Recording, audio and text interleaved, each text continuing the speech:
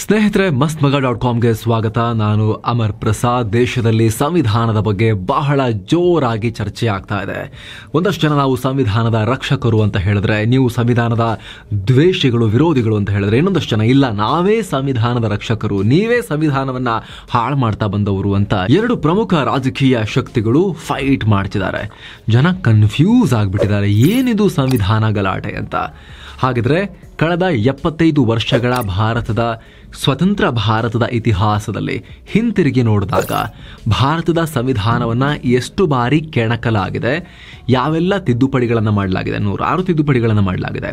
ಅದರಲ್ಲಿ ಕಾಂಟ್ರವರ್ಷಿಯಲ್ ಯಾವುವು, ಸಂವಿಧಾನಕ್ಕೆ ಅದರ ಆಶಯಕ್ಕೆ ಧಕ್ಕೆ ತರೋ ರೀತಿಯಲ್ಲಿ ಏಟು ಕೊಟ್ಟ ತಿದ್ದುಪಡಿಗಳು ಯಾವುವು, ಯಾವ್ಯಾವ ಕಾಲದಲ್ಲಿ ಆದವು. 75 ವರ್ಷಗಳಲ್ಲಿ ಸುಮಾರು 40-50 ವರ್ಷ ಕಾಂಗ್ರೆಸ್ ಈ ದೇಶವನ್ನ ರೂಲ್ ಮಾಡಿದೆ.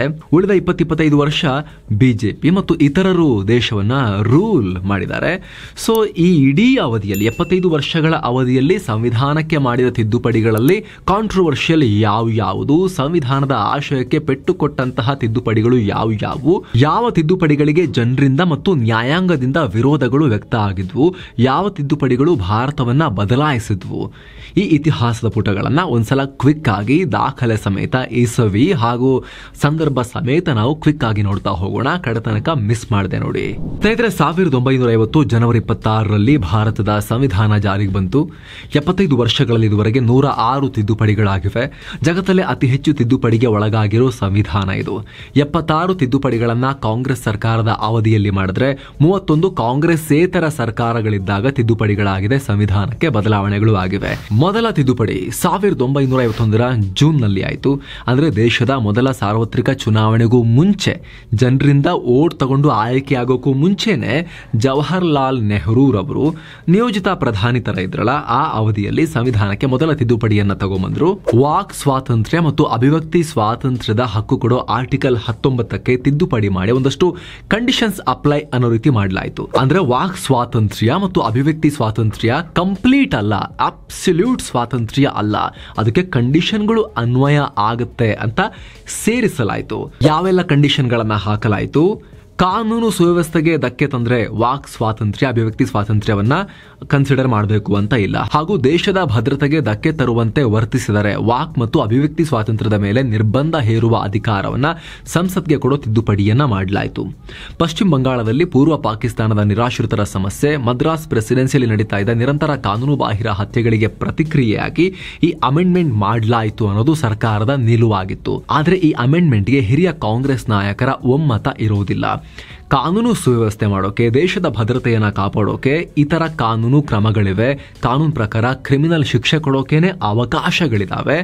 ಅಂತಹ ಸಂದರ್ಭದಲ್ಲಿ ವಾಕ್ ಸ್ವಾತಂತ್ರ್ಯ, ಮಾತನಾಡುವ ಸ್ವಾತಂತ್ರ್ಯ, ಫ್ರೀಡಮ್ ಆಫ್ ಎಕ್ಸ್ಪ್ರೆಷನ್, ಅದನ್ನ ಕರ್ಟೇಲ್ ಮಾಡುವಂತಹ, ನಿರ್ಬಂಧಿಸುವ ತಿದ್ದುಪಡಿ ನಮಗೆ ಬೇಕಾಗಿಲ್ಲ ಅನ್ನೋದು ಅಲ್ಲಿ ಅಭಿಪ್ರಾಯ ಆಗಿತ್ತು. ಆದ್ರೂ ನೆಹರು ಒಂದಷ್ಟು ವಿದೇಶಗಳ ಎಕ್ಸಾಂಪಲ್ ಕೊಟ್ಟು ಈ ತಿದ್ದುಪಡಿಯನ್ನ ಸಂವಿಧಾನಕ್ಕೆ ಮಾಡಿದ್ರು.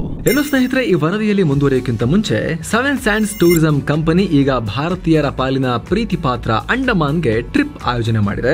41,500 ರೂಪಾಯಿಗೆ 4 ರಾತ್ರಿ 5 ದಿನಗಳ ಟ್ರಿಪ್ ಇದು.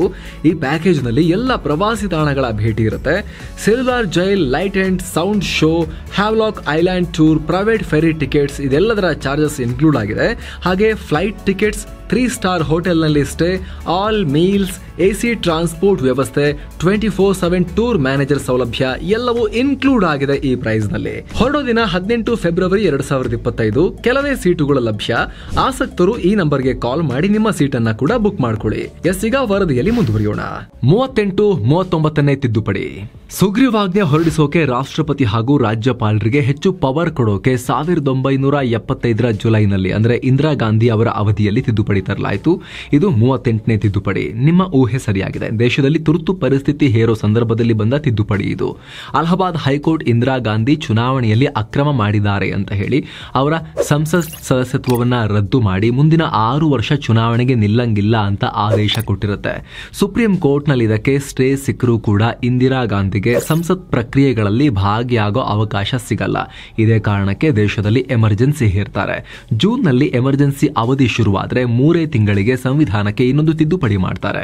31ನೇ ತಿದ್ದುಪಡಿ ಮೂಲಕ ರಾಷ್ಟ್ರಪತಿ, ಉಪರಾಷ್ಟ್ರಪತಿ, ಪ್ರಧಾನಮಂತ್ರಿ ಹಾಗೂ ಲೋಕಸಭಾ ಸ್ಪೀಕರ್ಗಳ ಚುನಾವಣೆಯನ್ನ ನ್ಯಾಯಾಂಗ ವಿಮರ್ಶೆಯಿಂದ ಹೊರಗಿಡಲಾಗುತ್ತೆ.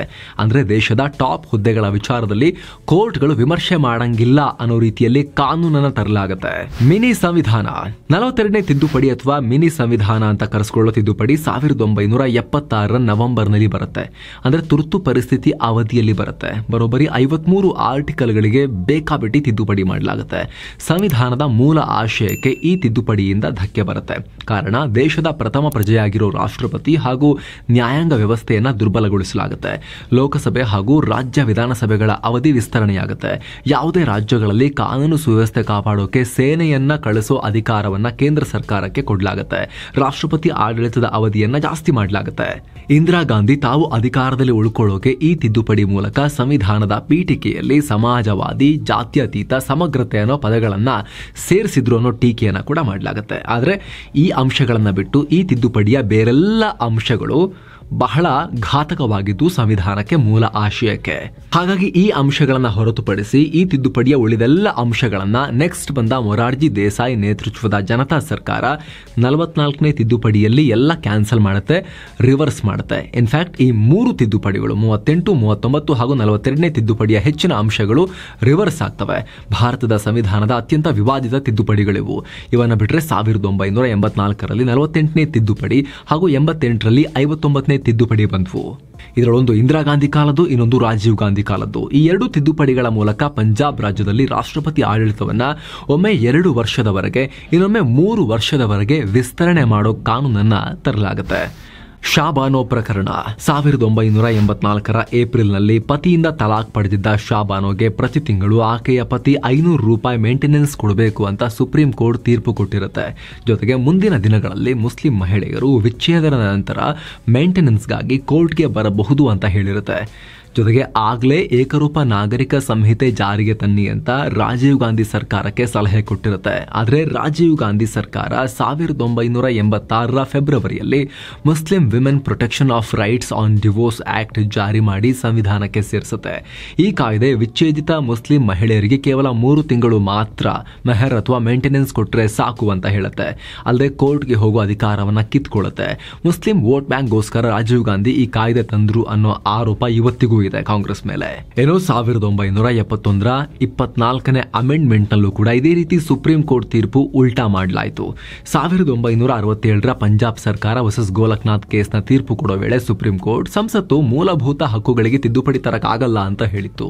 ಆದ್ರೆ ಇಂದಿರಾ ಗಾಂಧಿ ಸರ್ಕಾರ 24ನೇ ತಿದ್ದುಪಡಿ ಮೂಲಕ ಸಂವಿಧಾನದ ತಿದ್ದುಪಡಿಗೆ ಅವಕಾಶ ಕೊಡುವಂತಹ ಆರ್ಟಿಕಲ್ 368ಕ್ಕೆ ತಿದ್ದುಪಡಿಯನ್ನ ತರ್ತಾರೆ. ಆ ಮೂಲಕ ಮೂಲಭೂತ ಹಕ್ಕು ಸೇರಿದ ಹಾಗೆ ಸಂವಿಧಾನದ ಯಾವುದೇ ಭಾಗಕ್ಕೆ ತಿದ್ದುಪಡಿ ತರೋ ಅಧಿಕಾರವನ್ನ ಸಂಸತ್ಗೆ ಕೊಡಲಾಗುತ್ತೆ. 99 ಹಾಗೂ 101ನೇ ತಿದ್ದುಪಡಿ. ಮೋದಿ ಸರ್ಕಾರದಲ್ಲಿ 99ನೇ ತಿದ್ದುಪಡಿ ಬಂತು. ಸುಪ್ರೀಂ ಕೋರ್ಟ್ ಹಾಗೂ ಹೈಕೋರ್ಟ್ ನ್ಯಾಯಾಧೀಶರ ನೇಮಕಕ್ಕೆ ಕೊಲಿಜಿಯಂ ಬದಲು ನ್ಯಾಷನಲ್ ಜುಡಿಷಿಯಲ್ ಅಪಾಯಿಂಟ್ಮೆಂಟ್ಸ್ ಕಮಿಷನ್ ಸ್ಥಾಪನೆಗೆ ಸಂಬಂಧಪಟ್ಟಂತ ತಿದ್ದುಪಡಿ ಇದು. ಆದರೆ ಖುದ್ದು ಸುಪ್ರೀಂ ಕೋರ್ಟ್ ಈ ತಿದ್ದುಪಡಿಯಿಂದ ಸಂವಿಧಾನದ ಮೂಲ ಆಶಯಕ್ಕೆ ಧಕ್ಕೆಯಾಗುತ್ತೆ, ನ್ಯಾಯಾಂಗದ ಸ್ವಾತಂತ್ರ್ಯಕ್ಕೆ ಧಕ್ಕೆ ಬರುತ್ತೆ ಅಂತ ತಿದ್ದುಪಡಿಯನ್ನ ರದ್ದು ಮಾಡಿತು. ಅದೇ ರೀತಿ 101ನೇ ತಿದ್ದುಪಡಿ ಮೂಲಕ ದೇಶದಲ್ಲಿ ಜಿಎಸ್ಟಿ ಜಾರಿ ಮಾಡಲಾಯಿತು. ಇಡೀ ದೇಶಕ್ಕೆ ಒಂದೇ ಇಂಡೈರೆಕ್ಟ್ ಟ್ಯಾಕ್ಸ್ ಸಿಸ್ಟಮ್ ತರಲಾಯಿತು. ಜಿಎಸ್ಟಿ ಜಾರಿಗೆ ಬಂದಿದ್ದನ್ನ ದೇಶದ ಮಹತ್ವಾಕಾಂಕ್ಷೆಯ ಹಾಗೂ ಅತಿದೊಡ್ಡ ಆರ್ಥಿಕ ಸುಧಾರಣೆ ಅಂತ ಪರಿಗಣಿಸಲಾಗುತ್ತೆ. ಆದ್ರೆ ಯಾವ ರೂಪದಲ್ಲಿ ಈಗ ಜಿಎಸ್ಟಿ ಬಂದಿದೆ? ಹಲವು ಸ್ಲ್ಯಾಬ್ಗಳಿದಾವೆ. Central GST, state GST, IGST ಅನ್ನೋ ಕಾಂಪ್ಲಿಕೇಶನ್ಸ್ ಇನ್ನೂ ಇದಾವೆ. 5%, 18% ಈ ರೀತಿ ಮಲ್ಟಿಪಲ್ ಸ್ಲ್ಯಾಬ್ಸ್ ಇದಾವೆ. ಸೊ ಅಗೇನ್ ಮೂಲ ಉದ್ದೇಶ ಜಿಎಸ್ಟಿದು ಒಂದೇ ಟ್ಯಾಕ್ಸ್ ಇರಬೇಕು ಅಂತ, ಅದು ಈಡೇರಲಿಲ್ಲ. ಈಗಿರೋ ಮೆಥಡ್ ಸರಿ ಇಲ್ಲ ಅನ್ನೋ ಟೀಕೆಗಳು ಇವೆ. ಇದರಿಂದ ತುಂಬಾ ಕನ್ಫ್ಯೂಷನ್ ಕ್ರಿಯೇಟ್ ಆಗಿದೆ.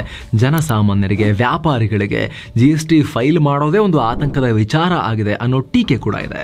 ಜೊತೆಗೆ ಪೆಟ್ರೋಲಿಯಂ ಉತ್ಪನ್ನಗಳು, ಪೆಟ್ರೋಲ್, ಡೀಸೆಲ್ ಸರ್ಕಾರಗಳಿಗೆ ಅತಿ ದೊಡ್ಡ ಆದಾಯದ ಮೂಲ, ದೊಡ್ಡ ತೆರಿಗೆ ಅಲ್ಲೇ ಸಂಗ್ರಹ ಆಗೋದು. ಆದರೆ ಅವುಗಳನ್ನೇ ಜಿಎಸ್ಟಿ ವ್ಯಾಪ್ತಿಗೆ ತಂದಿಲ್ಲ.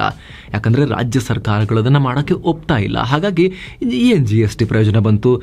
ಅತಿ ದೊಡ್ಡ ತೆರಿಗೆಯ ಮೂಲವಾಗಿರೋ ಅತಿ ಹೆಚ್ಚು ಟ್ಯಾಕ್ಸ್ ಕಲೆಕ್ಟ್ ಆಗೋ ಪೆಟ್ರೋಲ್, ಡೀಸೆಲ್ ತರಕ್ಕಾಗ್ಲಿಲ್ಲ ಅಂದ್ರೆ ಅನ್ನೋ ಟೀಕೆ ಕೂಡ ಇದೆ. ರಾಜ್ಯಗಳು ಒಪ್ಪಿದ್ರೆ ನಾವು ತರ್ತೀವಿ ಅನ್ನೋ ಕಾಮೆಂಟ್ರಿಯನ್ನು ನಿರಂತರವಾಗಿ ಕೇಂದ್ರ ಸರ್ಕಾರ ಕೊಡ್ತಾನೆ ಬಂದಿದೆ. ಸೊ ಫ್ರೆಂಡ್ಸ್, ಇದಾಗಿತ್ತು ಭಾರತದ ಸಂವಿಧಾನಕ್ಕೆ ಇದುವರೆಗೂ 2024ರ ಈ ಇಸವಿಯವರೆಗೂ ಕೂಡ ತರಲಾದ ಮಾಡಲಾಗಿರೋ ಒಟ್ಟು 106 ತಿದ್ದುಪಡಿಗಳ ಪೈಕಿ ಕಾಂಟ್ರವರ್ಷಿಯಲ್ ಹಾಗೂ ಅತಿ ಹೆಚ್ಚು ವಿವಾದಕ್ಕೆ ಒಳಗಾದಂತಹ ತಿದ್ದುಪಡಿಗಳ ಬಗ್ಗೆ ನಿಮಗೆ ಕ್ವಿಕ್ ಆಗಿ ಮಾಹಿತಿ ಕೊಡೋ ಪ್ರಯತ್ನ. Thank you so much. ಮತ್ತೆ ಭೇಟಿ ಆಗ್ತಿರೋಣ. ನಮಸ್ತೆ.